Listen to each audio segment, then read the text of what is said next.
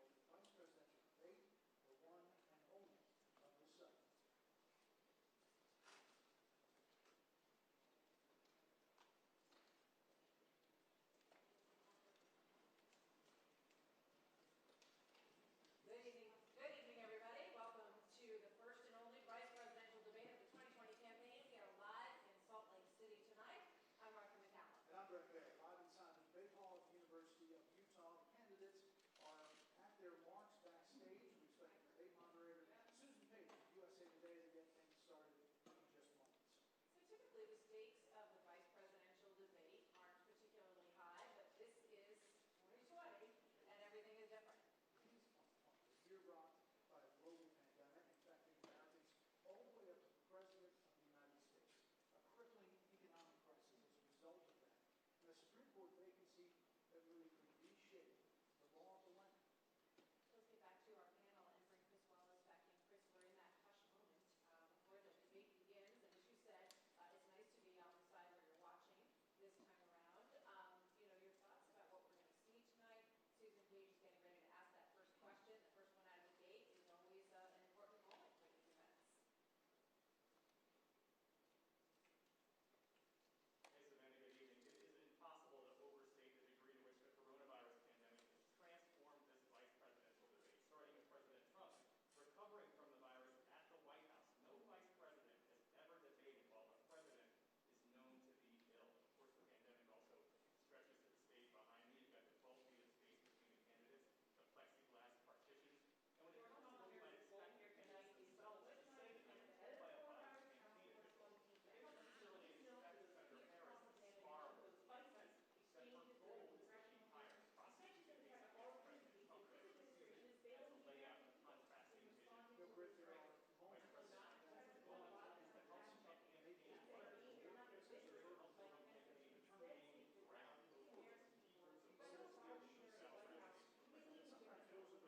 they don't necessarily expect Senator Harris to spar with Pence, that her goal is to keep higher prosecution case against President Trump. But Susan, as a layout of contrasting vision, Vice President Pence's goal is to help Trump campaign ground those people to vote for South. Senator Harris mentioned the vice president. You've got two seasoned, skilled debaters, two longtime public servants.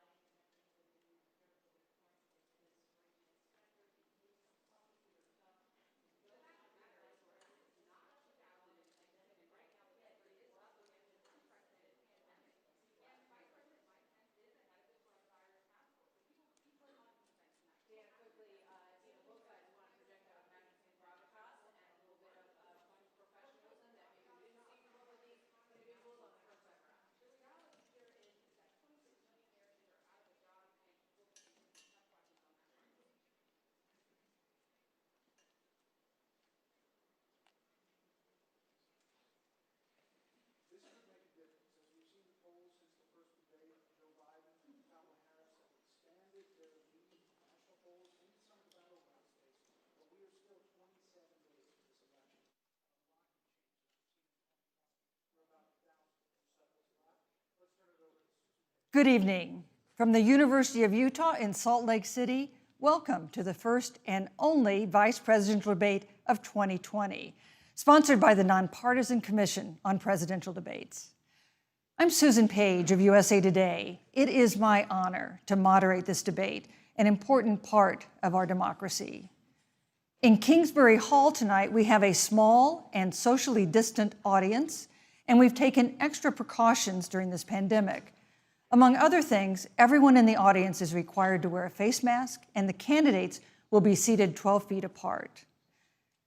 The audience is enthusiastic about their candidates, but they've agreed to express that enthusiasm only twice, at the end of the debate and now when I introduce the candidates. Please welcome California Senator Kamala Harris and Vice President Mike Pence.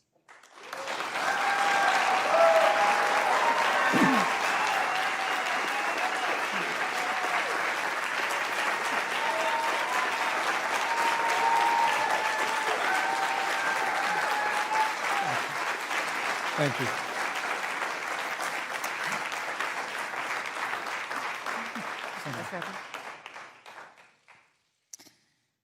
Senator Harris and Vice President Pence, thank you for being here. We're meeting as President Trump and the First Lady continue to undergo treatment in Washington after testing positive for COVID-19. We send our thoughts and prayers to them for their rapid and complete recovery and for the recovery of everyone afflicted by the coronavirus. The two campaigns and the Commission on Presidential Debates have agreed to the ground rules for tonight. I'm here to enforce them on behalf of the millions of Americans who are watching. One note, no one in either campaign or at the Commission or anywhere else has been told in advance what topics I'll raise or what questions I'll ask. This 90-minute debate will be divided into 9 segments of about 10 minutes each. I'll begin a segment by posing a question to each of you, sometimes the same question, sometimes a different question on the same topic. You will then have 2 minutes to answer, without interruption by me or the other candidate. Then we'll take 6 minutes or so to discuss the issue. At that point, although there will always be more to say, we'll move on to the next topic. We want a debate that is lively, but Americans also deserve a discussion that is civil. These are tumultuous times, but we can and will have a respectful exchange about the big issues facing our nation. Let's begin with the ongoing pandemic that has cost our country so much. Senator Harris, the coronavirus is not under control. Over the past week, Johns Hopkins reports that 39 states have had more COVID cases over the past 7 days than in the week before. 9 states have set new records. Even if a vaccine is released soon, the next administration will face hard choices. What would a Biden administration do in January and February that a Trump administration wouldn't do? Would you impose new lockdowns for businesses and schools and hotspots? A federal mandate to wear masks? You have 2 minutes to respond without interruption. Thank you, Susan. Well, the American people have witnessed what is the greatest failure of any presidential administration in the history of our country. And here are the facts. 210,000 dead people in our country in just the last several months. Over 7 million people who have contracted this disease. 1 in 5 businesses closed. We're looking at frontline workers who have been treated like sacrificial workers. We are looking at over 30 million people who in the last several months had to file for unemployment. And here's the thing. On January 28th, the vice president and the president were informed about the nature of this pandemic. They were informed that it's lethal in consequence, that it is airborne, that it will affect young people, and that it would be contracted because it is airborne. And they knew what was happening, and they didn't tell you. Can you imagine if you knew on January 28th, as opposed to March 13th, what they knew, what you might have done to prepare? They knew and they covered it up. The president said it was a hoax. They minimized the seriousness of it. The president said, you're on one side of his ledger if you wear a mask, you're on the other side of his ledger if you don't. And in spite of all of that, today they still don't have a plan. They still don't have a plan. Well, Joe Biden does. And our plan is about what we need to do around a national strategy for contact tracing, for testing, for administration of the vaccine, and making sure that it will be free for all. That is the plan that Joe Biden has and that I have, knowing that we have to get a hold of what has been going on, and we need to save our country. And Joe Biden is the best leader to do that, and frankly, this administration has forfeited their right to re-election based on this. Thank you, Senator Harris. Vice President Pence, more than 210,000 Americans have died of COVID-19 since February. The U.S. death toll as a percentage of our population is higher than that of almost every other wealthy nation on earth. For instance, our death rate is 2.5 times that of Canada next door. You head the administration's coronavirus task force. Why is the U.S. death toll as a percentage of our population higher than that of almost every other wealthy country? And you have 2 minutes to respond without interruption. Susan, thank you. And I want to thank the Commission and the University of Utah for hosting this event. And Senator Harris, it's a privilege to be on the stage with you. You know, our nation has gone through a very challenging time this year. But I want the American people to know that from the very first day, President Donald Trump has put the health of America first. Before there were more than 5 cases in the United States, all people who had returned from China, President Donald Trump did what no other American president had ever done. And that was he suspended all travel from China, the second largest economy in the world. Now, Senator Joe Biden opposed that decision. He said it was xenophobic and hysterical. But I can tell you, having led the White House Coronavirus Task Force, that that decision alone by President Trump bought us invaluable time to stand up the greatest national mobilization since World War II. And I believe it saved hundreds of thousands of American lives. Because with that time, we were able to reinvent testing. More than 115 million tests have been done to date. We were able to see to the delivery of billions of supplies so our doctors and nurses had the resource and support they needed. And we began, really before the month of February was out, to develop a vaccine and to develop medicines and therapeutics that have been saving lives all along the way. And under President Trump's leadership, Operation Warp Speed, we believe, will have literally tens of millions of doses of a vaccine before the end of this year. The reality is, when you look at the Biden plan, it reads an awful lot like what President Trump and I and our task force have been doing every step of the way. I mean, quite frankly, when I look at their plan that talks about advancing testing, creating new PPE, developing a vaccine, it looks a little bit like plagiarism, which is something Joe Biden knows a little bit about. And I think the American people know that this is a president who has put the health of America first, and the American people, I believe with my heart, can be proud of the sacrifices they have made. It's saved countless American lives. Senator Harris, would you like to respond? Absolutely. Whatever the vice president is claiming the administration has done, clearly it hasn't worked. When you're looking at over 210,000 dead bodies in our country, American lives that have been lost, families that are grieving that loss. And you know, the vice president is the head of the task force and knew on January 28th how serious this was. And then thanks to Bob Woodward, we learned that they knew about it. And then when that was exposed, the vice president said, when asked, well, why didn't y'all tell anybody? He said, because the president wanted people to remain calm. Well, let's get no, but Susan, this is important. Susan, I want to have to add, weigh but in Mr. Vice President, I'm speaking. I have to I'm weigh in. speaking. Yeah, you can So have 15 more wanna- seconds, and then we'll give the vice president Thank a you. chance to So I respond. want to ask the American people, how calm were you when you were panicked about where you're going to get your next roll of toilet paper? How calm were you when your kids were sent home from school and you didn't know when they could go back? How calm were you when your children couldn't see your parents because you were afraid they could kill them? Let's give Vice President Pence a chance to respond. Vice President Pence, you have 1 minute to respond. You know, there's not a day gone by that I haven't thought of every American family that's lost a loved one. And I want all of you to know that you'll always be in our hearts and in our prayers. But when you say what the American people have done over these last 8 months hasn't worked, that's a great disservice to the sacrifices the American people have made. The reality, if I may finish, Senator, the reality is Dr. Fauci said everything that he told the president in the Oval Office, the president told the American people. Now, President Trump, I will tell you, has boundless confidence in the American people, and he always spoke with confidence that we'd get through this together.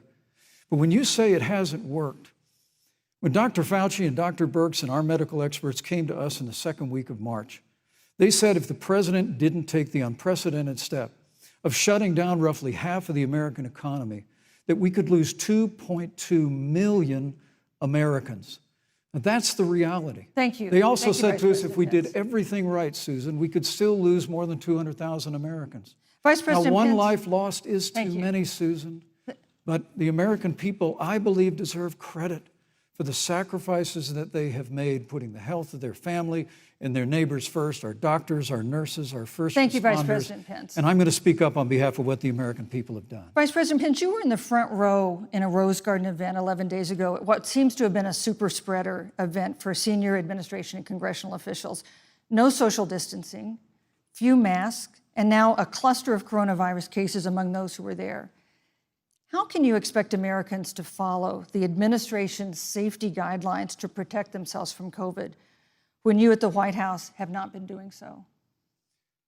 Well, the American people have demonstrated over the last 8 months that when given the facts, they're willing to put the health of their families and their neighbors and people they don't even know first. President Trump and I have great confidence in the American people and their ability to take that information and put it into practice. In the height of the epidemic, when we were losing a heartbreaking number of 2,500 Americans a day, we surged resources to New Jersey and New York and New Orleans and Detroit. We told the American people what needed to be done, and the American people made the sacrifices. When the outbreak in the Sun Belt happened this summer, again, Americans stepped forward. But the reality is the work of the President of the United States goes on. A vacancy on the Supreme Court of the United States has come upon us, and the President introduced Judge Amy Coney Yes, Barrett. thank you. Thank you, Vice But President at Pence. that, if I may say, that Rose Garden event, there's been a great deal of speculation about it. My wife Karen and I were there and honored to be there. Many of the people who were at that event, Susan, actually were tested Yes. for coronavirus, and it was an outdoor event, which all of our scientists regularly and routinely advise. The difference here is President Trump and I trust the American people to make choices in the best interest of their health. Joe Biden and Kamala Harris consistently talk about mandates, and not just mandates with the coronavirus, but a government takeover of health care, Thank you, the Vice Green New President Pence. Deal, all government control. We're about freedom and respecting the freedom of the American people. Let's talk about respecting the American people. You respect the American people when you tell them the truth. You respect the American people when you have the courage Which we've to be a always leader done. speaking of those things that you may not want people to hear, but they need to hear so they can protect themselves. But this administration stood on information that if you had as a parent, if you had as a worker, knowing you didn't have enough money saved up, and now you're standing in a food line because of the ineptitude of an administration that was unwilling to speak the truth to the American people. So let's talk about caring about the American people. The American people have had to sacrifice far too much because of the incompetence of this administration. It is asking too much of the people. Susan, we talked No, about Vice this. It is President asking Pence. too much of the people. Look- That they would not be equipped with the information they need to help themselves to protect Susan, their the parents President- and No, their I'm children. sorry. Kamala Harris, Senator Harris, I'm sorry. It's I meant fine, to I'm say- Kamala. No, you're Senator Harris to me. For life to get back to normal, Dr. Anthony Fauci and other experts say that most of the people who can be vaccinated need to be vaccinated. But half of Americans now say they wouldn't take a vaccine if it was released now. If the Trump administration approves a vaccine before or after the election, should Americans take it, and would you take it? If the public health professionals, if Dr. Fauci, if the doctors tell us that we should take it, I'll be the first in line to take it, absolutely. But if Donald Trump tells us that we should take it, I'm not taking it. Vice President Pence, there have been a lot of repercussions from this pandemic. In recent days, the president's diagnosis of COVID-19 has underscored the importance of the job that you hold and that you are seeking. That's our second topic tonight. It's the role of the vice president. One of you will make history on January 20th. You will be the vice president to the oldest president the United States has ever had. Donald Trump will be 74 years old on Inauguration Day. Joe Biden will be 78 years old. That already has raised concerns among some voters, concerns that have been sharpened by President Trump's hospitalization in recent days. Vice President Pence, have you had a conversation or reached an agreement with President Trump about safeguards or procedures when it comes to the issue of presidential disability? And if not, do you think you should? You have 2 minutes without interruption. Well, Susan, thank you, although I would like to go back. I think we need to move on well, to the thank issue you, of but I would like to vice go back presidency. because the reality is that we're going to have a vaccine, Senator, in record time, in unheard of time, in less than a year. We have 5 companies in phase 3 clinical trials, and we're right now producing tens of millions of doses. So the fact that you continue to undermine public confidence in a vaccine, if the vaccine emerges during the Trump administration, I think is unconscionable. And Senator, I just ask you, stop playing politics with people's lives. The reality is that we will have a vaccine, we believe, before the end of this year. And it will have the capacity to save countless American lives. And your continuous undermining of confidence in a vaccine is it's just unacceptable. And let me also say, you know, the reality is when you talk about failure in this administration, we actually do know what failure looks like in a pandemic. It was 2009. The swine flu arrived in the United States. Thankfully, it ended up not being as lethal as the coronavirus. But before the end of the year, when Joe Biden was vice president of the United States, not 7.5 million people contracted the swine flu, 60 million Americans contracted the swine flu. If the swine flu had been as lethal as the coronavirus, in 2009, when Joe Biden was vice president, we would have lost 2 million American lives. His own chief of staff, Ron Klain, would say last year that it was pure luck that they did, quote, everything possible wrong. And we learned from that. They left the strategic national stockpile empty. They left an empty and hollow plan, but we still learned from it. And I think the American people, I'm going to say again, can be proud of what we have done.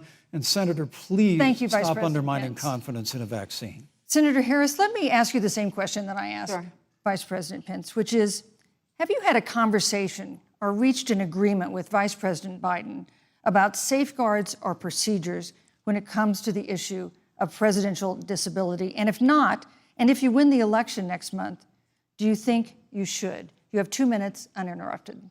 So let me tell you, first of all, the day I got the call from Joe Biden, it was actually a Zoom call, asking me to serve with him on this ticket was probably one of the most memorable days of my life. I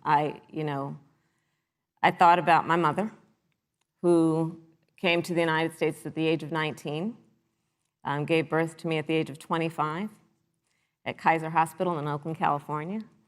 And the thought that I'd be sitting here right now, I know would make her proud, and she must be looking down on this. Joe and I were raised in a very similar way.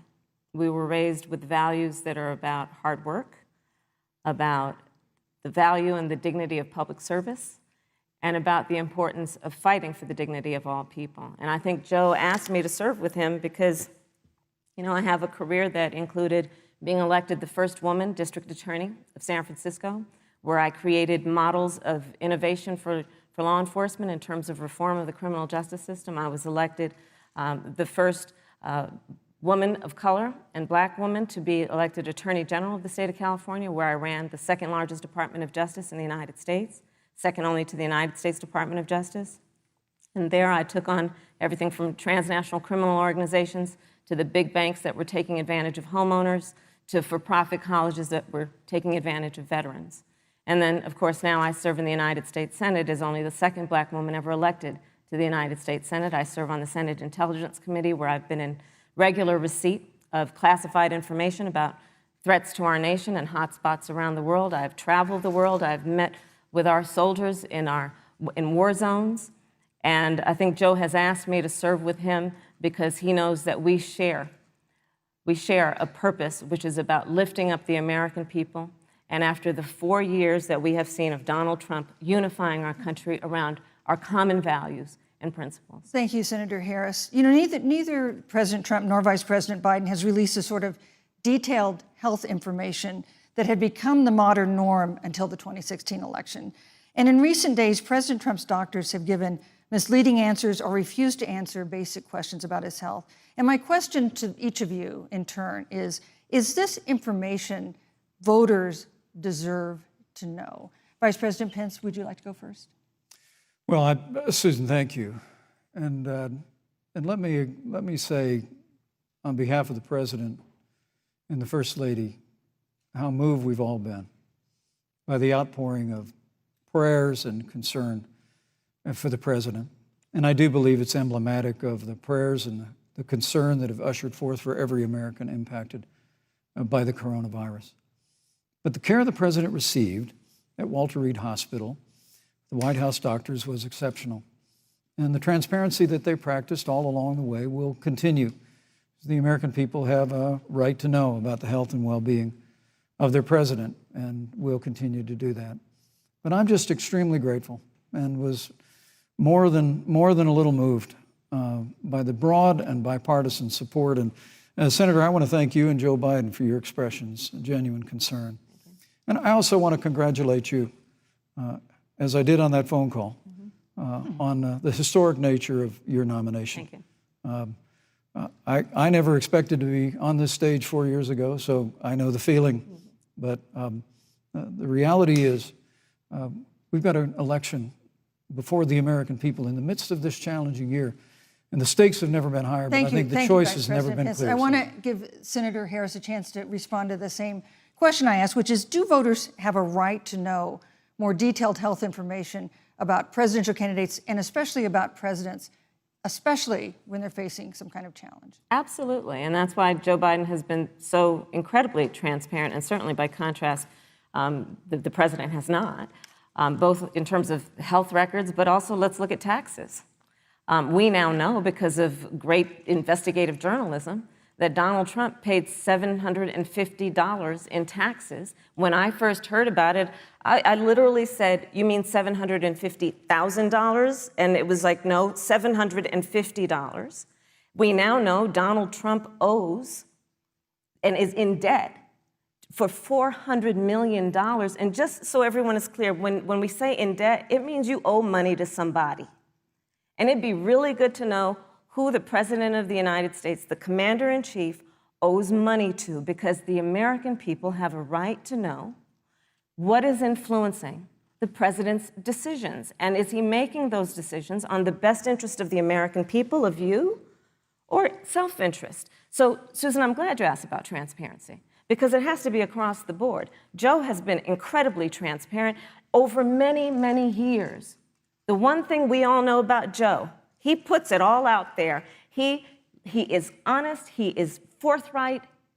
But Donald Trump, on the other hand, has been about covering up everything. Thank you, Senator Harris. I want to give you a chance to respond, Vice President. Well, look, I respect the fact that Joe Biden spent 47 years in public life. I respect your public service as well. Thank you. But the American people have a president who's a businessman, he's a job creator, who's paid tens of millions of dollars in taxes, payroll taxes, property taxes. He's created tens of thousands of American jobs. And the president said those public reports are not accurate. And the president's also released literally stacks of financial disclosures the American people can review just as the law allows. But the distinction here is that Joe Biden, 47 years in public service, compared to President Donald Trump, who brought all of that experience 4 years ago. Thank you, Vice and President. turned this economy around by cutting taxes, rolling back regulation, unleashing American energy, fighting for free and fair trade, and all of that's on the line if Joe Biden and Kamala Harris. You know, that's a good segue into our third topic, which is about the economy. This has been another aspect of life for Americans that's been so affected by this coronavirus. We have a jobs crisis brewing. On Friday, we learned that the unemployment rate had declined to 7.9% in September, but the job growth had stalled, and that was before the latest round of layoffs and furloughs in the airline industry at Disney and elsewhere. Hundreds of thousands of discouraged workers have stopped looking for work. Nearly 11 million jobs that existed at the beginning of the year haven't been replaced. Those hardest hit include Latinos, Blacks, and women. Senator Harris, the Biden-Harris campaign has proposed new programs to boost the economy, and you would pay for that new spending by raising $4 trillion in taxes on wealthy individuals and corporations. Some economists warn that could curb entrepreneurial ventures that fuel growth and create jobs. Would raising taxes put the recovery at risk? And you have 2 minutes to answer uninterrupted. Thank you. On the issue of the economy, I think there couldn't be a more fundamental difference between Donald Trump and Joe Biden. Joe Biden believes you measure the health and the strength of America's economy based on the health and the strength of the American worker and the American family. On the other hand, you have Donald Trump, who measures the strength of the economy based on how rich people are doing, which is why he passed a tax bill benefiting the top 1% and the biggest corporations of America, leading to a $2 trillion deficit that the American people are going to have to pay for. On day one, Joe Biden will repeal that tax bill. He'll get rid of it. And what he'll do with the money is invest it in the American people. And through a plan that is about investing in infrastructure, something that Donald Trump said he would do. I remember hearing about some infrastructure week. I don't think it ever happened. But Joe Biden will do that. He'll invest in infrastructure. It's about upgrading our roads and bridges, but also investing in clean energy and renewable energy. Joe is going to invest that money in what we need to do around innovation. There was a time when our country believed in science and invested in research and development so that we were an innovation leader on the globe. Joe Biden will use that money to invest in education. So, for example, For folks who want to go to a 2-year community college, it will be free. If you come from a family that makes less than $125,000, you'll go to a public university for free. And across the board, we'll make sure that if you have student loan debt, it's cut by $10,000. That's how Joe Biden thinks about the economy, which is it's about investing in the people of our country as opposed to passing a tax bill, which had the benefit of letting American corporations go offshore to do their business. Thank you, You're Senator welcome. Harris. Vice President Pence, your administration has been predicting a rapid and robust recovery, but the latest economic report suggests that's not happening. Should Americans be braced for an economic comeback that is going to take not months, but a year or more? You have 2 minutes to answer, uninterrupted. When President Trump and I took office, America had gone through the slowest economic recovery since the Great Depression. Because when Joe Biden was vice president, they tried to tax and spend and regulate and bail our way back to a growing economy. President Trump cut taxes across the board. Despite what Senator Harris says, the average American family of 4 had $2,000 in savings in taxes. And with the rise in wages that occurred, most predominantly for blue-collar, hardworking Americans, the average household income for a family of 4 increased by $4,000 following President Trump's tax cuts. But America, you just heard Senator Harris tell you, on day one, Joe Biden's going to raise your taxes. It's really remarkable to think, Susan. I mean, right after a time where we're going through a pandemic that lost 22 million jobs at the height, we've already added back 11.6 million jobs because we had a president who cut taxes, rolled back regulation, unleashed American energy, fought for free and fair trade, and secured $4 trillion from the Congress of the United States to give direct payments to families, save 50 million jobs through the Paycheck Protection Program. We literally have spared no expense to help the American people and the American worker through this. Joe Biden and Kamala Harris want to raise taxes. They want to bury our economy under a $2 trillion Green New Deal, which you were one of the original co-sponsors of in the United States Senate. They want to abolish fossil fuels and ban fracking, which would cost hundreds of thousands of American jobs all across the heartland. And Joe Biden wants to go back to the economic surrender to China, that when we took office, half of our international trade deficit was with China alone. And Joe Biden wants to repeal all of the tariffs that President Trump put into effect to fight for American jobs and American workers. Joe Biden says democracy's on the ballot. Make no mistake about it, Susan. The American economy, the American comeback is on the ballot with 4 more years of growth and opportunity, 4 more years of President Donald Trump.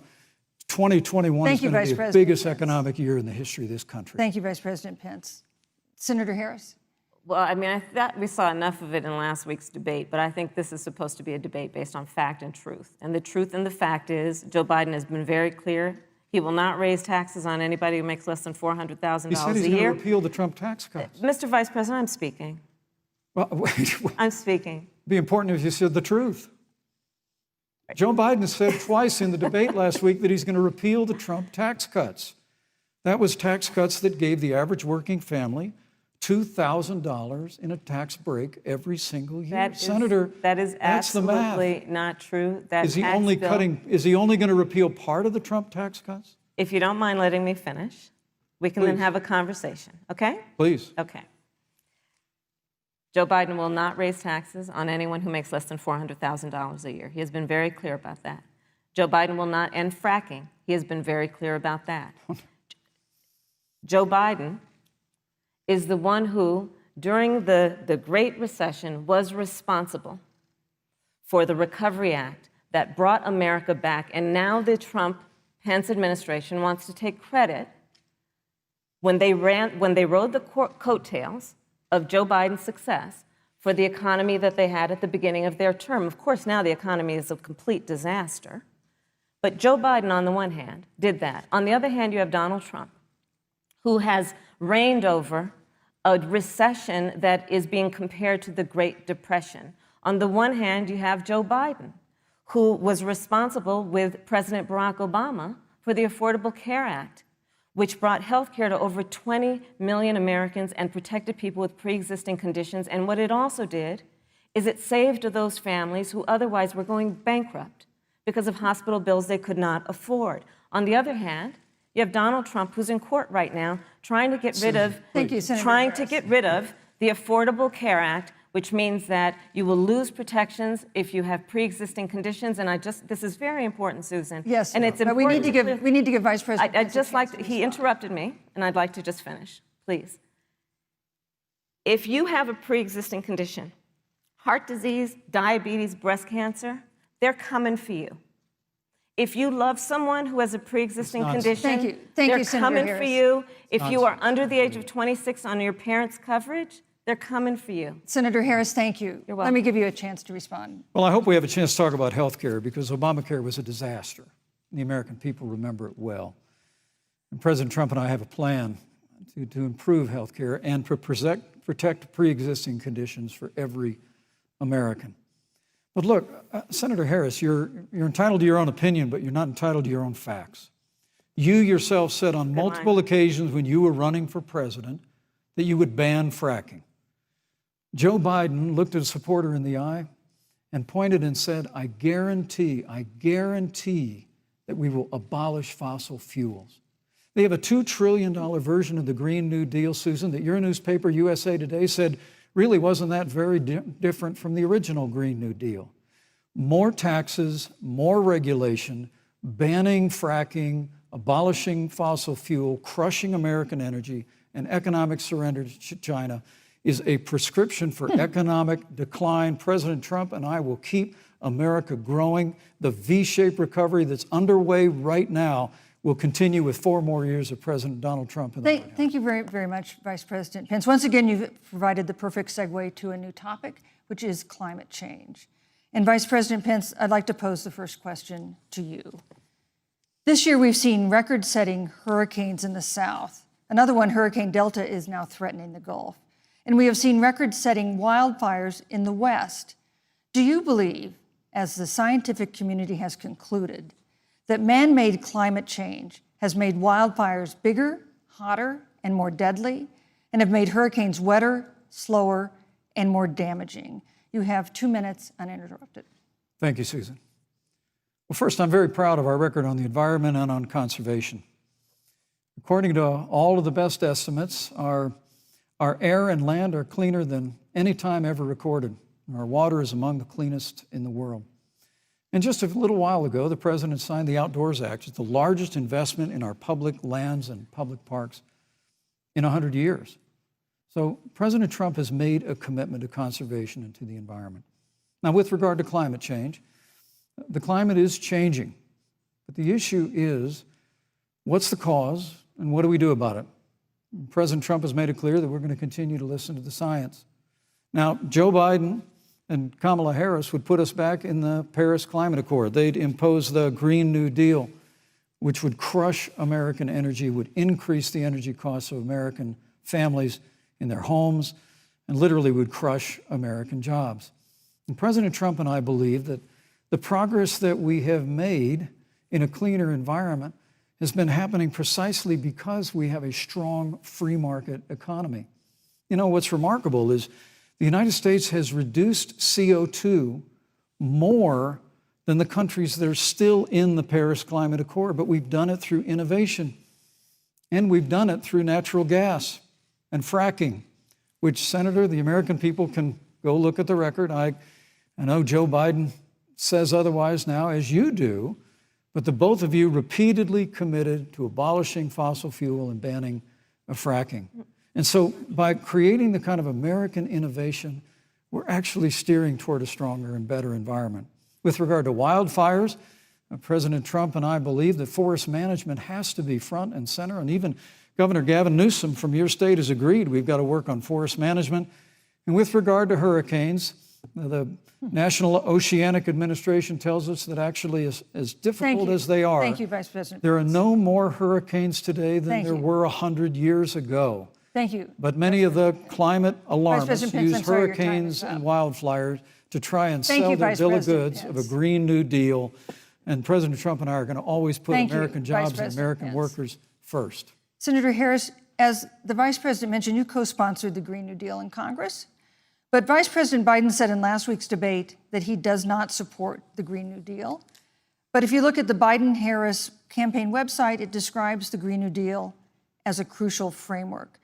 What exactly would be the stance of a Biden-Harris administration toward the Green New Deal? You have 2 minutes uninterrupted. Sure. So first of all, I will repeat, and the American people know, that Joe Biden will not ban fracking. That is a fact. That is a fact. I will repeat that Joe Biden has been very clear that he thinks about growing jobs, which is why he will not increase taxes for anyone who makes less than $400,000 a year. Joe Biden's economic plan, Moody's, which is a reputable Wall Street firm, has said will create 7 million more jobs than Donald Trump's. And part of those jobs that will be created by Joe Biden are going to be about clean energy and renewable energy. Because you see, Joe understands that the west coast of our country is burning, including my home state of California.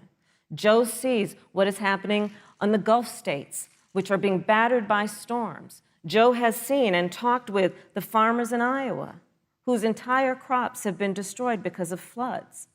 And so Joe believes, again, in science. I'll tell you something, Susan. I served, when I first got to the Senate, on the committee that's responsible for the environment. Do you know this administration took the word science off the website and then took the phrase climate change off the website? We have seen a pattern with this administration, which is they don't believe in science. And Joe's plan is about saying we're going to deal with it, but we're also going to create jobs. Donald Trump, when asked about the wildfires in California, and the question was, you know, the science is telling us this, you know what Donald Trump said?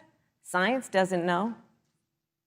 So let's talk about who is prepared to lead our country over the course of the next 4 years on what is an existential threat to us as human beings. Joe is about saying we're going to invest that in renewable energy. It's going to be about the creation of millions of jobs. We will achieve net zero emissions by 2050, carbon neutral by 2035. Joe has a plan. This has been a lot of talk from the Trump administration, and really it has been to go backward instead of forward. We will also re-enter the climate agreement with pride. Senator Harris just said that climate change is an existential threat. Vice President Pence, do you believe that climate change poses an existential threat? As I said, Susan, the climate is changing. We'll follow the science.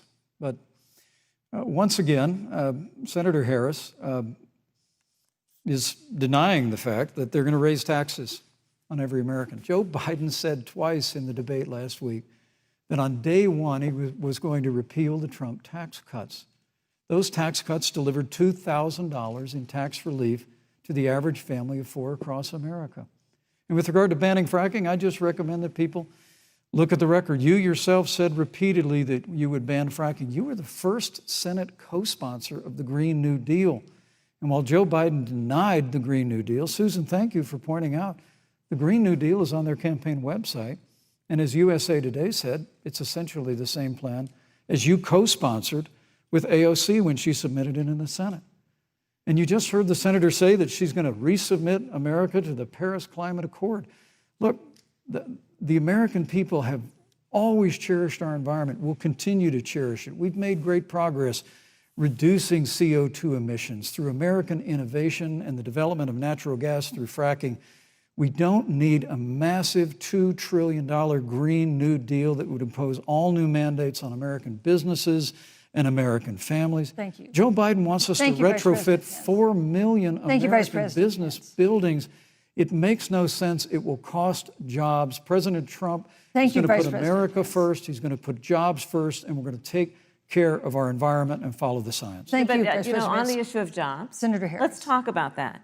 The vice president earlier referred to, as part of what he thinks is an accomplishment, the president's trade war with China. You lost that trade war. You lost it. What ended up happening is because of a so-called trade war with China, America lost 300,000 manufacturing jobs. Farmers have experienced bankruptcy because of it. We are in a manufacturing recession because of it. And when we look at where this administration has been, there are estimates that by the end of the term of this administration, they will have lost more jobs than almost any other presidential administration. And the American people know what I'm talking about. You know, I think about 20-year-olds. You know, we have a 20-year-old, a 20-something-year-old, who are coming out of high school and college right now, and you're wondering, is there going to be a job there for me?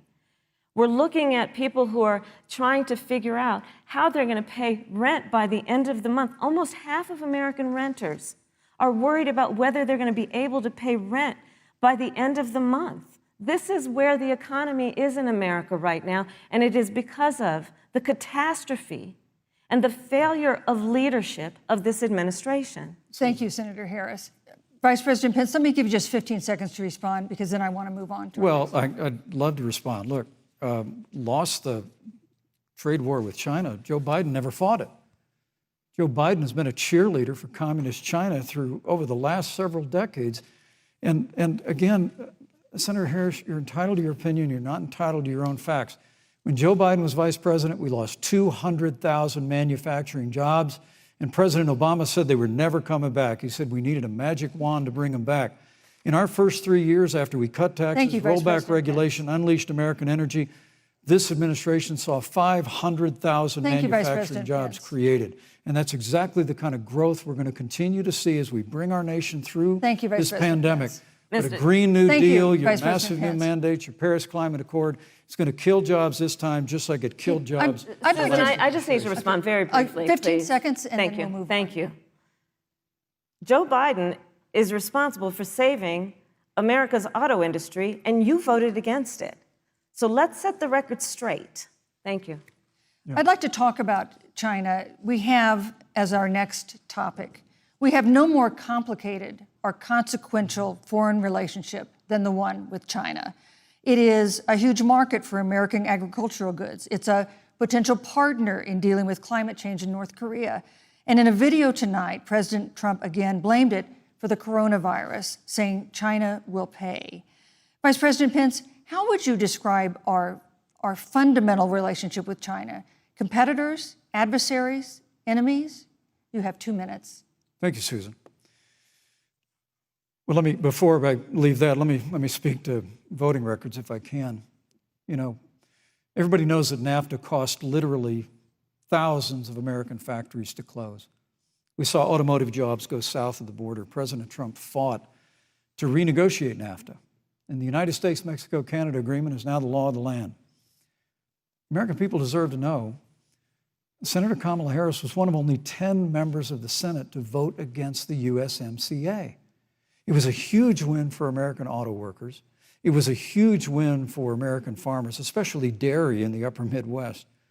But Senator, you said it didn't go far enough on climate change, that you put your radical environmental agenda ahead of American auto workers and ahead of American jobs. The American people deserve to know that. It's probably why Newsweek magazine said that Kamala Harris was the most liberal member of the United States Senate in 2019, more liberal than Bernie Sanders, more liberal than any of the others in the United States Senate. So now with regard to China, look, Susan, first and foremost, China is to blame for the coronavirus. And President Trump is not happy about it. He's made that very clear, made it clear again today. China and the World Health Organization did not play straight with the American people. They did not let our personnel into China to get information on the coronavirus until the middle of February. Fortunately, President Trump, in dealing with China from the outset of this administration, standing up to China that had been taking advantage of America for decades in the wake of Joe Biden's cheerleading for China, President Trump made that decision before the end of January to suspend all travel from China. And again, the American people deserve to know Joe Biden opposed President Trump's decision to suspend all travel from China. He said it was hysterical. He said it was xenophobic. Thank you, Vice President Pence. But President Trump has stood up to China. We're going to continue to stand strong. Thank you, Vice President Pence. We want to improve the relationship, but we're going to level the playing field, and we're going to hold China accountable for what they did to America with the coronavirus. Thank you. Senator Harris, let me ask you the same question that I asked the Vice President. How would you describe our fundamental relationship with China? Are we competitors, adversaries, enemies? You'll have 2 minutes uninterrupted. Susan, the Trump administration's perspective and approach to China has resulted in the loss of American lives, American jobs, and America's standing. There's a weird obsession that President Trump has had with getting rid of whatever accomplishment was achieved by President Obama and Vice President Biden. For example, they created within the White House an office that basically was responsible for monitoring pandemics. They got rid of it. Not true. There was a team of disease experts that President Obama and Vice President Biden dispatched to China to monitor what is now predictable and what might happen. They pulled them out. We now are looking at 210,000 Americans who have lost their lives. Let's look at the job situation. We mentioned before the trade deal, the trade war, they wanted to call it, with China. It resulted in the loss of over 300 manufacturing jobs and a manufacturing recession, and the American consumer paying thousands of dollars more for goods because of that failed war that they called it. Then let's talk about standing. Pew, a reputable research firm, has done an analysis that shows that leaders of all of our formerly allied countries have now decided that they hold in greater esteem and respect Xi Jinping, the head of the Chinese Communist Party, than they do Donald Trump, the President of the United States, the Commander-in-Chief of the United States. This is where we are today because of a failure of leadership by this administration. Senator Harris, we've seen changes in the role of the United States in terms of global leadership over the past 4 years. And of course, times do change. What's your definition? We've seen strains with China, of course, as the Vice President mentioned. We've seen strains with our traditional allies in NATO and elsewhere. What is your definition of the role of American leadership in 2020? So, you know, Joe is, I love talking with Joe about a lot of these issues. And, you know, Joe, I think he said it quite well. He says, you know, foreign policy, it might sound complicated, but really it's relationships. So just think about it as relationships. And so we know this in our personal and professional relationships. You got to keep your word to your friends. You got to be loyal to your friends. People who've stood with you, got to stand with them. You got to know who your adversaries are and keep them in check. But what we have seen with Donald Trump is that he has betrayed our friends and embraced dictators around the world. Let's take, for example, Russia. So, I serve on the Intelligence Committee of the United States Senate. America's intelligence community told us Russia interfered in the election of the President of the United States in 2016 and is playing in 2020. Christopher Wray, the director of the FBI, said the same.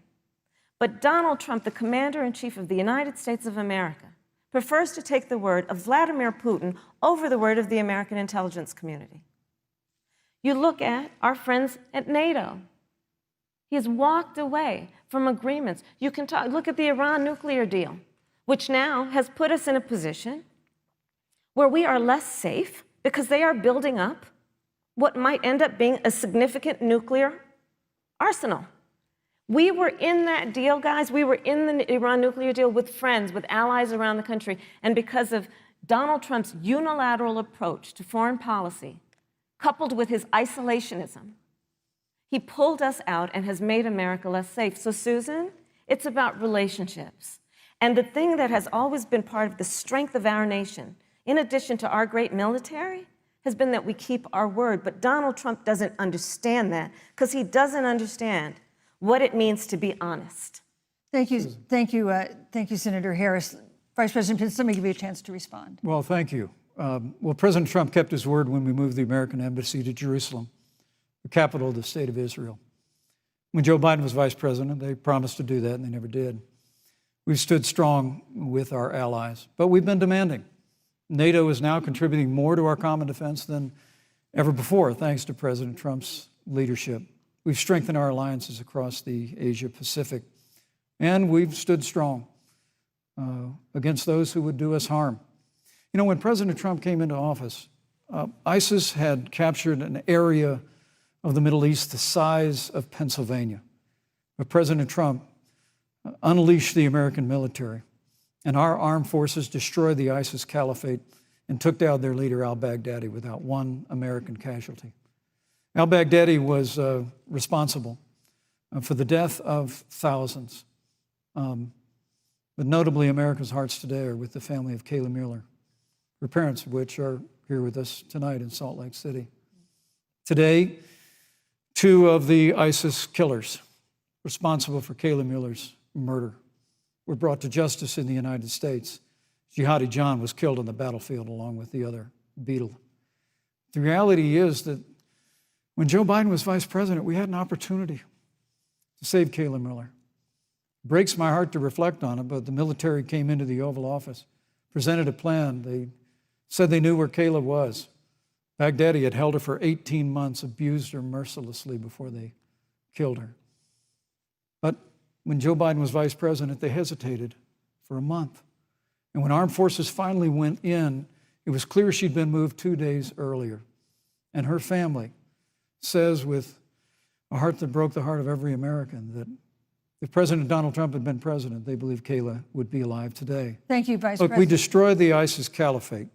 And you talk about re-entering the Iran nuclear deal. I mean, the last administration transferred $1.8 billion to the leading state sponsor Thank you, Vice of President terrorism. Pence. President Donald Trump got us out of the deal. Thank you, Vice President Pence. And when Qasem Soleimani was traveling to Baghdad Thank you, to do Vice President harm Pence. to Americans, President Donald Trump took Thank you, him Vice out. President Pence. And America is safer, our allies are safer, and the American people know President Donald Trump will never Thank you, hesitate Vice President to take Pence. action. I would like to give Senator Harris a chance to respond, but not at such great length, because of course there are other topics we want to talk about. But I would like equal time. Yes. Thank you. Please go ahead.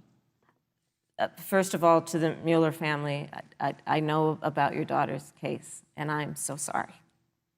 I'm so sorry.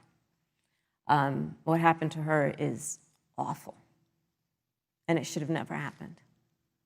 And I know Joe feels the same way. And I know that President Obama feels the same way. But you mentioned Soleimani. Let's start there. So after the strike on Soleimani, there was a counter strike on our troops in Iraq. And they suffered serious brain injuries. And do you know what Donald Trump dismissed them as? Headaches. And this is about a pattern of Donald Trump's, where he has referred to our men who are serving in our military as suckers and losers. Donald Trump, who went to Arlington Cemetery and stood above the graves of our fallen heroes and said, what's in it for them?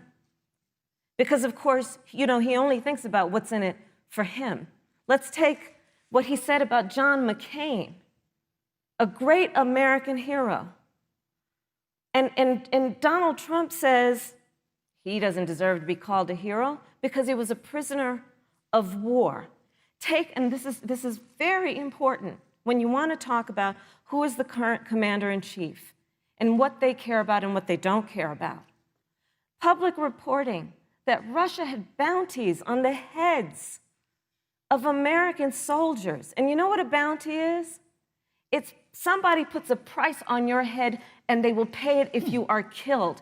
And Donald Trump had talked at least 6 times to Vladimir Putin and never brought up the subject. Joe Biden would never do that. Thank you. Joe Biden would, but Joe Biden would hold Russia to account for any threat to our nation's security or to our troops who are sacrificing their lives for the sake of our democracy and our safety. Thank you, Senator Harris. This is such an important issue, but we have other important issues as well. And Susan, I want to make respond sure to we that. have a chance I really have to talk respond about, to that. I'm- Look, she has 15 seconds because Well, I gotta we're have trying more to than keep. that. Look. Well, I'm sorry, but Vice President Look, Pence, you've had more time than she's had the so far. slanders against President Donald Trump regarding men and women of our armed forces are absurd. I'm sorry, Vice My President son Pence. is a captain in the United Yes. States Marine Corps. My son-in-law is deployed in the United States Navy. I can assure all of you, with sons and daughters serving in our military, President Donald Trump not only respects but reveres all of those who serve in our armed forces, and any suggestion otherwise is ridiculous. Thank you, Vice President Pence. Vice the American President Pence, people deserve, Susan, Vice the President American Pence, people I deserve to didn't, know. Vice President There's a Pence, I did not, pattern. excuse You me, can't deny. Susan, the I did American not people create deserve the to know rules for tonight. Joe Biden Your and campaigns agreed to the rules for tonight's debate with the Commission on Presidential Debates. I'm here to enforce them, which involves moving from one topic to another, giving roughly equal time to both of you, right which is what I'm trying very hard to do. Go right ahead. So I want to go ahead and move to the next topic, which is an important one, as the last topic was, and that is the Supreme Court. On Monday, the Senate Judiciary Committee is scheduled to open hearings on Amy Coney Barrett's nomination to the Supreme Court. Senator Harris, you'll be there as a member of the committee. Yes. Her confirmation would cement the court's conservative majority and make it likely open to more abortion restrictions, even to overturning the landmark Roe v. Wade ruling. Access to abortion would then be up to the states. Vice President Pence, you're the former governor of Indiana. If Roe v. Wade is overturned, what would you want Indiana to do? Would you want your home state to ban all abortions? You have 2 minutes, uninterrupted. Well, thank you for the question, but I'll use a little bit of my time to respond to that very important issue before. The American people deserve to know Qasem Soleimani, the Iranian general, was responsible for the death of hundreds of American service members. When the opportunity came, we saw him headed to Baghdad to kill more Americans. President Trump didn't hesitate, and Qasem Soleimani is gone. But you deserve to know that Joe Biden and Kamala Harris actually criticized the decision to take out Qasem Soleimani. It's really inexplicable, but with regard to Joe Biden, it's explainable, because history records that Joe Biden actually opposed the raid against Osama bin Laden. It's absolutely essential that we have a commander-in-chief who will not hesitate to act to protect American lives and to protect American service members, and that's what you have in President Donald Trump. Now, with regard to the Supreme Court of the United States, let me say President Trump and I could not be more enthusiastic about the opportunity to see Judge Amy Coney Barrett become Justice Amy Coney Barrett. Now, she's a brilliant woman, and she will bring a lifetime of experience and a sizable American family to the Supreme Court of the United States. And our hope is, in the hearing next week, unlike Justice Kavanaugh received with treatment from you and others, we hope she gets a fair hearing. And we particularly hope that we don't see the kind of attacks on her Christian faith that we saw before. I mean, the Democrat chairman of the Judiciary Committee before, when Judge Barrett was being confirmed for the Court of Appeals, expressed concern that the dogma of her faith lived loudly in her. Dick Durbin of Illinois said that it was a concern. Senator, I know one of our judicial nominees you actually attacked because they were a member of the Catholic Knights of Columbus, just because the Knights of Columbus holds pro-life views and pro-marriage views. Thank you, Vice President Pence. So Your time my is hope is up. that when the hearing takes place, Thank you, Vice President Pence. that Judge Amy Coney Barrett will be respected, Thank you, treated Vice President respectfully, Pence. voted and confirmed Thank to the you. Supreme Court of the United States. Senator Harris, you're the senator from and former Attorney General of California. So let me ask you a parallel question to the one I posed to the Vice President. If Roe v. Wade is overturned, what would you want California to do? Would you want your home state to enact no restrictions on access to abortion? And you have 2 minutes uninterrupted. Thank you, Susan. First of all, Joe Biden and I are both people of faith, and it's insulting to suggest that we would knock anyone for their faith. And in fact, Joe, if elected, will be only the second practicing Catholic as President of the United States. On the issue of this nomination, Joe and I are very clear, as are the majority of the American people. We are 27 days before the decision about who will be the next president of the United States. And, you know, before, when this conversation has come up, you know, it's been about election year or election time. We're literally in an election. Over 4 million people have voted. People are in the process of voting right now. And so Joe has been very clear, as the American people are. Let the American people fill that seat in the White House, and then we'll fill that seat on the United States Supreme Court. And to your point, Susan, the issues before us couldn't be more serious. There's the issue of choice, and I will always fight for a woman's right to make a decision about her own body. It should be her decision and not that of Donald Trump and the Vice President, Michael Pence. But let's also look at what else is before the court. It's the Affordable Care Act. Like, literally in the midst of a public health pandemic, when over 210,000 people have died and 7 million people probably have what will be in the future considered a pre-existing condition because you contracted the virus. Donald Trump is in court right now trying to get rid of the Affordable Care Act. And I said it before, and it bears repeating. This means that there will be no more protections, if they win, for people with pre-existing conditions. Yeah. This means that over 20 million people will lose your coverage. It means that if you're under the age of 26, you can't stay on your parents' coverage anymore. And here's the thing. The contrast couldn't be more clear. They're trying to get rid of the Affordable Care Act. Joe Biden is saying, let's expand coverage. Let's give you a choice of a public option or private coverage. Let's bring down premiums. Thank you, Senator Let's Harris. lower Medicare eligibility to 60. Thank you, Senator That's true Harris. leadership. You know, you mentioned earlier, Vice President Pence, that the president was committed to maintaining protections for people with pre-existing conditions. But you do have this court case that you are supporting, your administration supporting, that would strike down the Affordable Care Act. The president says, President Trump says that he's going to protect people with pre-existing conditions, but he has not explained how he would do that. And that was one of the toughest nuts to crack when they were passing the Affordable Care Act. So tell us specifically, how would your administration protect Americans with pre-existing conditions to have access to affordable insurance if the Affordable Care Act is struck down? Well, thank you, Susan. But let me just say, addressing your very first question, I couldn't be more proud to serve as vice president to a president who stands without apology for the sanctity of human life. I'm pro-life. I don't apologize for it. And this is another one of those cases where there's such a dramatic contrast. Joe Biden and Kamala Harris support taxpayer funding of abortion all the way up to the moment of birth. Late-term abortion. They want to increase funding to Planned Parenthood of America. Now, for our part, I would never presume how Judge Amy Coney Barrett would rule on the Supreme Court of the United States, but we'll continue to stand strong for the right to life. When you speak about the Supreme Court, though, I think the American people really deserve an answer, Senator Harris. Are you and Joe Biden going to pack the court if Judge Amy Coney Barrett is confirmed? I mean, there have been 29 vacancies on the Supreme Court during presidential election years, from George Washington to Barack Obama. Presidents have nominated in all 29 cases.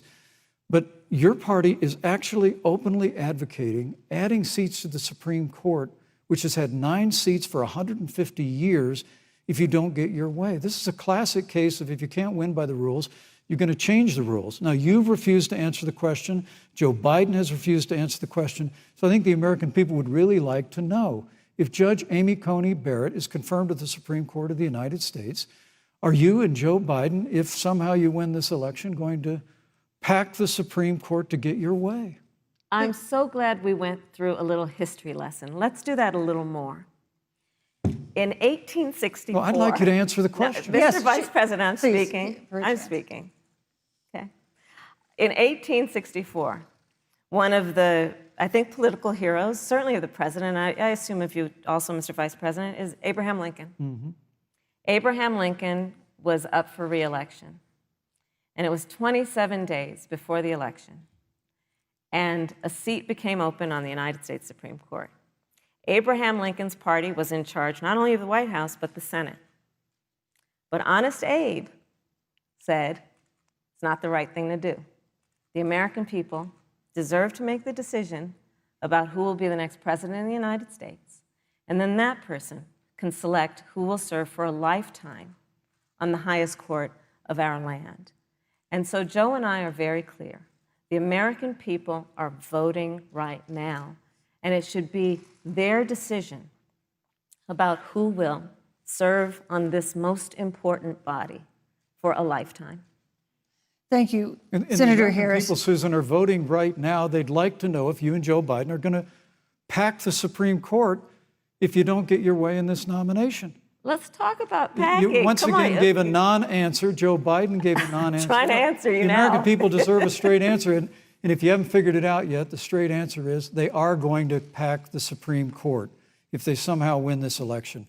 Men and Mr. women, Vice President, I got to I tell you, think people across this country, if you cherish our Supreme Court, if you cherish the separation of powers, you need to reject the Biden-Harris ticket. Come November the 3rd, re-elect President Donald Trump, and we'll stand by that separation of powers in a 9-seat Supreme Court. Yeah, let's talk about packing the court then. Let's talk about the Please. fact. Yeah, I'm about to. So the Trump-Pence administration has been, because I sit on the Senate Judiciary Committee, Susan, as you mentioned, and I've witnessed the appointments for lifetime appointments to the federal courts, district courts, courts of appeal. People who are purely ideological, people who have been reviewed by legal professional organizations and found to have been not competent, are substandard. And do you know that of the 50 people who President Trump appointed to the Court of Appeals for lifetime appointments, not one is black? This is what they've been doing. You want to talk about packing a court? Let's have that discussion.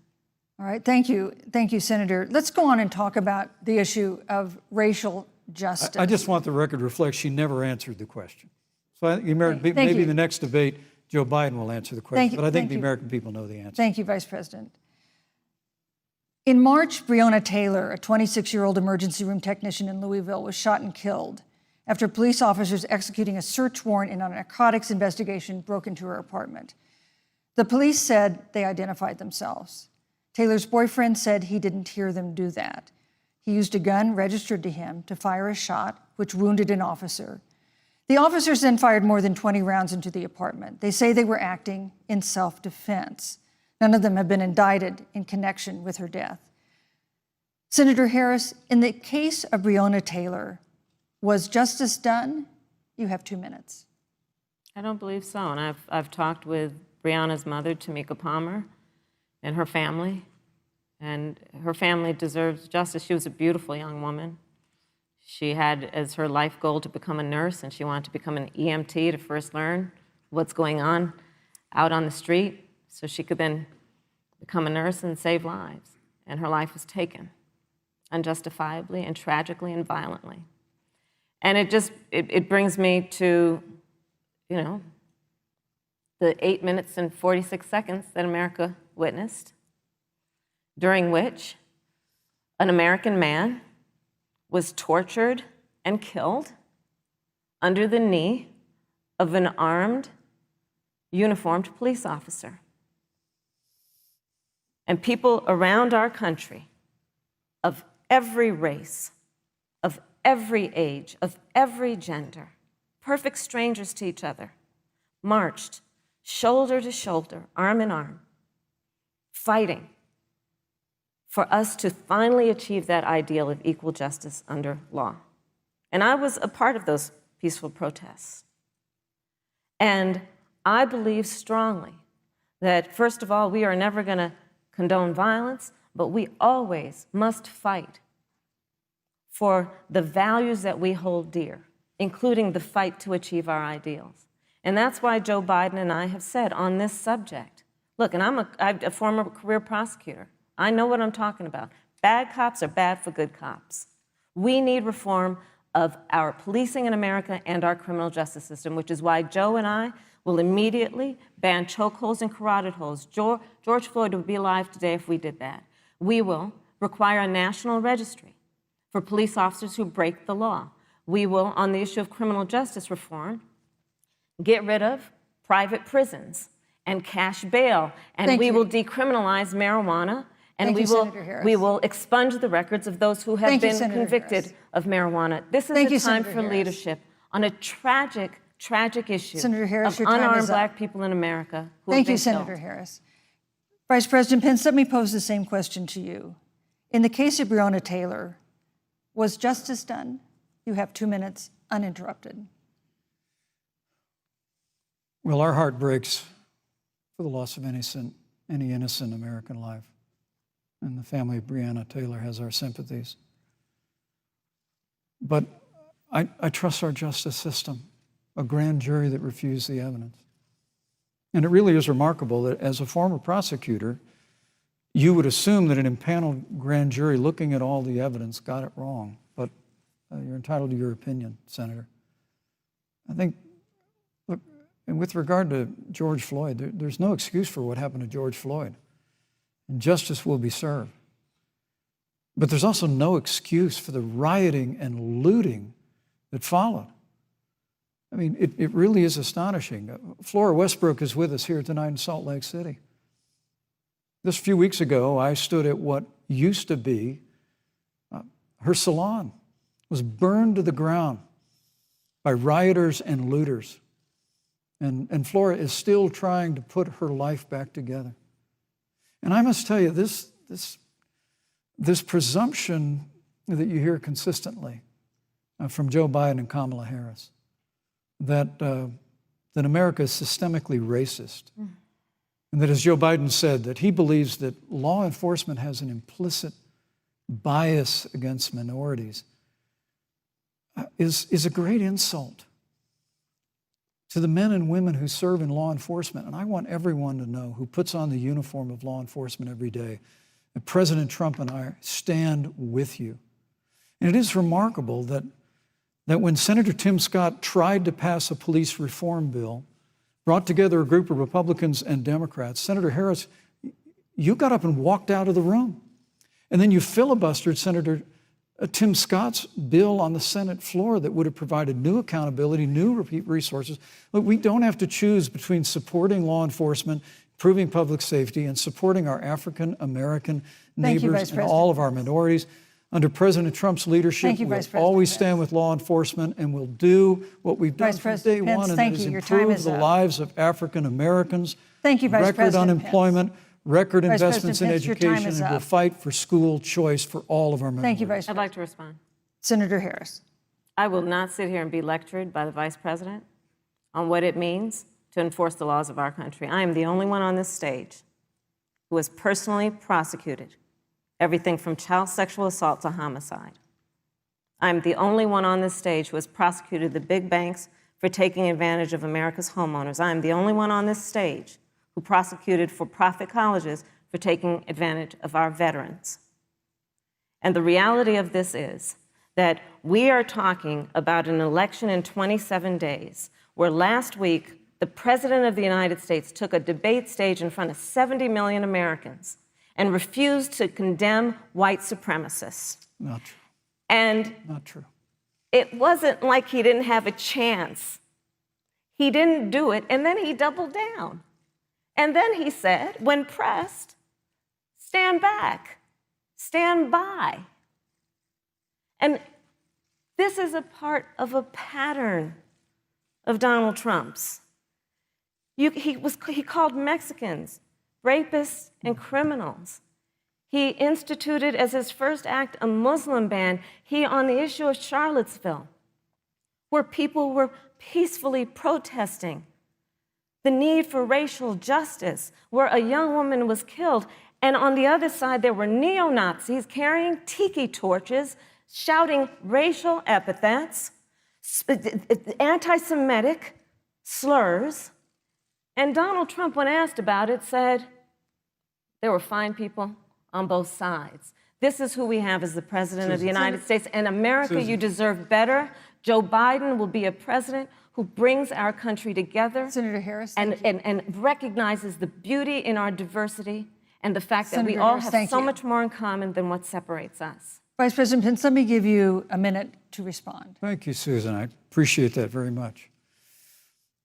You know, I think this is one of the things that makes people dislike the media so much in this country, Susan, is that you selectively edit, just like Senator Harris did, comments that President Trump and I and others on our side of the aisle make. I mean, Senator Harris conveniently omitted, after the president made comments about people on either side of the debate over monuments, he condemned the KKK, neo-Nazis, and white supremacists, and has done so repeatedly. You're concerned that he doesn't condemn neo-Nazis. President Trump has Jewish grandchildren. His daughter and son-in-law are Jewish. This is a president who respects and cherishes all of the American people. But you talk about having personally prosecuted. I'm glad you brought up your record, Senator. Thank you. But I really need to make this point. When you were DA in San Francisco, when you left office, African Americans were 19 times more likely to be prosecuted for minor drug offenses than whites and Hispanics. When you were Attorney General of California, you increased the disproportionate incarceration of blacks in California. You did nothing on criminal justice reform in California. You didn't lift a finger to pass the First Step Act on Capitol Hill. I mean, the reality is your record speaks for itself. President Trump and I have fought for criminal justice reform. Thank you, Vice President We've fought Pence. for educational choice and opportunities for African Americans, all of our Thank you, minorities. sir. And we'll do it for 4 more Thank you. years. You know, there is no more important issue than the final issue that we're going to talk about tonight, and that is the issue of the election itself. Susan, he attacked my record. I would like an opportunity to respond. Let me give you 30 seconds because we're running out of time. I appreciate that. First of all, having served as the Attorney General of the state of California, the work that I did is a model of what our nation needs to do, and we will be able to do under a Joe Biden presidency. Our agenda includes what this administration has failed to do. It will be about not only instituting a ban on chokeholds and carotid holes. Thank you. Not only.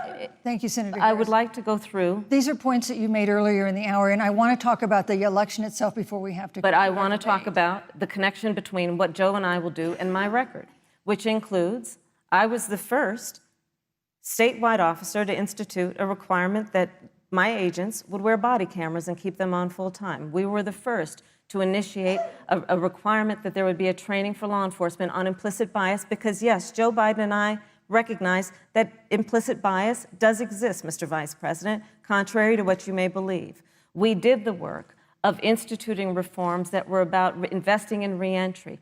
This is the work that we have done and the work we will do going forward. And again, I will not be lectured by the Vice President on our record of what we have done in terms of law enforcement and keeping our communities safe and a commitment to reforming the criminal justice system of America. Thank you, Senator Harris. And I'd like to pose I'd like you to respond first to the question on our final topic, the election itself. President Trump has several times refused to commit himself to a peaceful transfer of power after the election.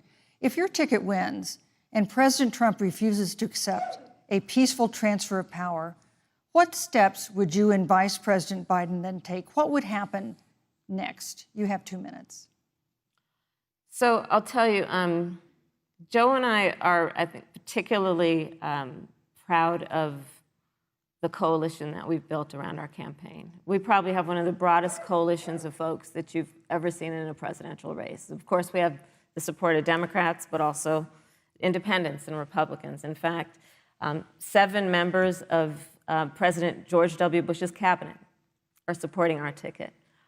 We have the support of Colin Powell, Cindy McCain, John Kasich, over 500 generals, retired generals, and former national security experts and advisors are supporting our campaign. And I believe they are doing that because they know that Joe Biden has a deep, deep-seated commitment to fight for our democracy and to fight for the integrity of our democracy and to bring integrity back to the White House. And so we believe in the American people. We believe in our democracy. And here's what I'd like to say to everybody. Vote. Please vote. Vote early. Come up with a plan to vote. Go to iwillvote.com. You can also go to joebiden.com. We have it within our power in these next 27 days to make the decision about what will be the course of our country for the next 4 years. And it is within our power, and if we use our vote and we use our voice, we will win.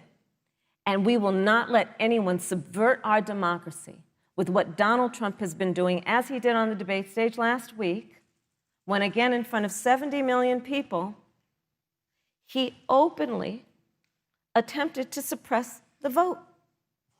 Joe Biden, on the other hand, on that same debate stage, because clearly Donald Trump doesn't think he can run on a record because it's a failed record, Joe Biden on that stage said, hey, just please vote. So I'll repeat what Joe said. Please vote. Thank you, Senator. Vice President Pence, President Trump has several times refused to commit himself to a peaceful transfer of power after the election. If Vice President Biden is declared the winner and President Trump refuses to accept a peaceful transfer of power, what would be your role and responsibility as Vice President? What would you personally do? You have 2 minutes. Well, Susan, first and foremost, I think we're going to win this election. Because while Joe Biden and Kamala Harris rattle off a long litany of the establishment in Washington, D.C., an establishment that Joe Biden's been a part of for 47 years, President Donald Trump has launched a movement of everyday Americans from every walk of life. And I have every confidence that those same Americans that delivered that historic victory in 2016, they see this president's record where we rebuild our military, we revived our economy through tax cuts and rolling back regulation, fighting for fair trade, unleashing American energy. We appointed conservatives to our federal courts at every level. And we stood with the men and women of law enforcement every single day. And I think that movement of Americans has only grown stronger in the last 4 years. But when you talk about accepting the outcome of the election, I must tell you, Senator, your party has spent the last 3.5 years trying to overturn the results of the last election. It's amazing. When Joe Biden was Vice President of the United States, the FBI actually spied on President Trump and my campaign. I mean, there were documents released this week that the CIA actually made a referral to the FBI documenting that those allegations were coming from the Hillary Clinton campaign. And of course, we've all seen the avalanche, what you put the country through for the better part of 3 years, until it was found that there was no obstruction, no collusion, case closed.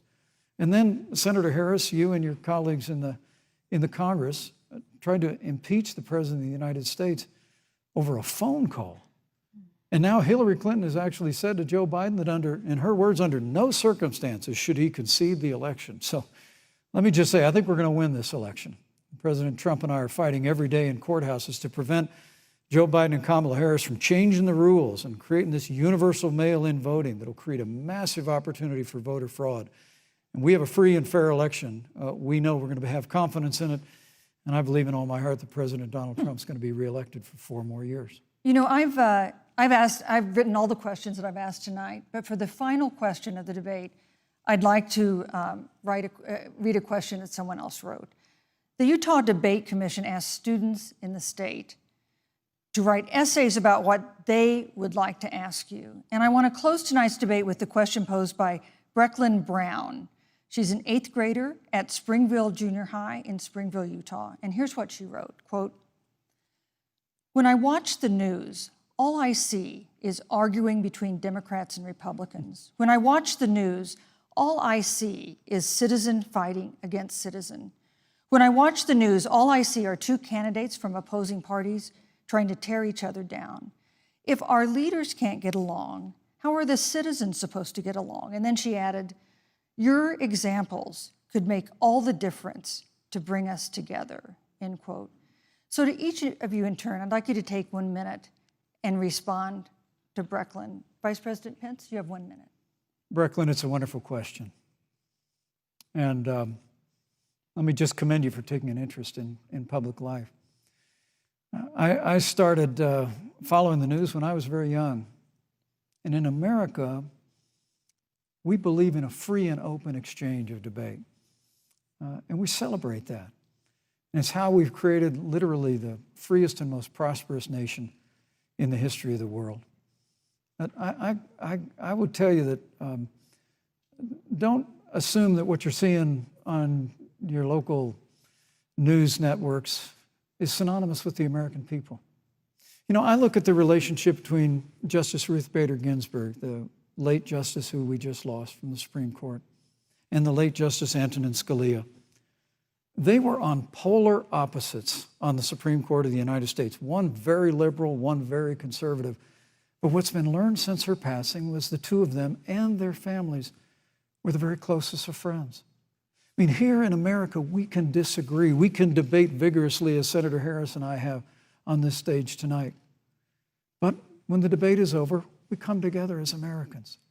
And that's what people do in big cities and small towns all across this country. So I just want to encourage you, Brecklin. I want to tell you that we're going to work every day to have government as good as our people. And the American people each and every day love a good debate. We love a good argument. But we always come together and are always there for one another Thank you, in Vice times of President. need. And we've especially learned that Thank you, through Mr. the Vice President. difficulties of this year. Senator Harris, what would you say to Brecklin?